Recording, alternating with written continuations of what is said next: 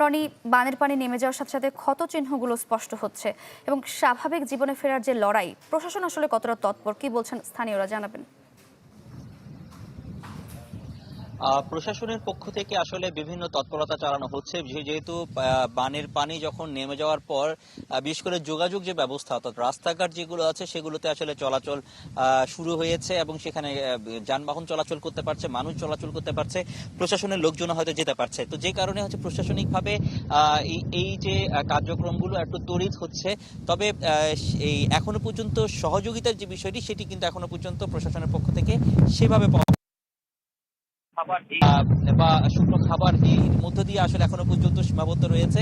কিন্তু এখানকার মানুষের এখন যেটি প্রয়োজন সেটি হচ্ছে পুনর্বাসন, অর্থাৎ এই যেসব মাটির পুনর্বাসন, তাদেরকে ঘর করে দেওয়া, আশ্রয় করে দেওয়া, মাথা গোঁজার ঠাইটুকু করে দেওয়া। আর পাশাপাশি যেসব ফসলি জমিগুলো নষ্ট হয়েছে, যাদের ক্ষতি হয়েছে, গরু বা পশুর ক্ষতি হয়েছে, খামারের ক্ষতি হয়েছে, তাদেরকে স্বাভাবিক জীবনে ফিরিয়ে আনার জন্য যে প্রচেষ্টাটা সেটি করতে হবে।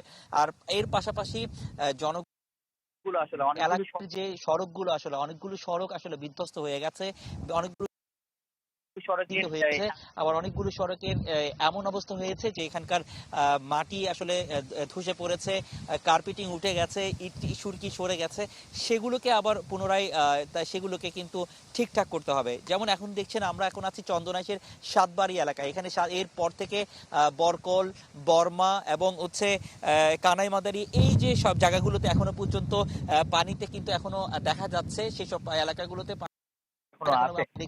পানি কিন্তু এখনো আছে। তো ধীরে ধীরে প্রশাসনের এই জায়গাগুলোতে আসলে নজর দেওয়া উচিত। তো এই ছিল এখানকার সবশেষ অবস্থা।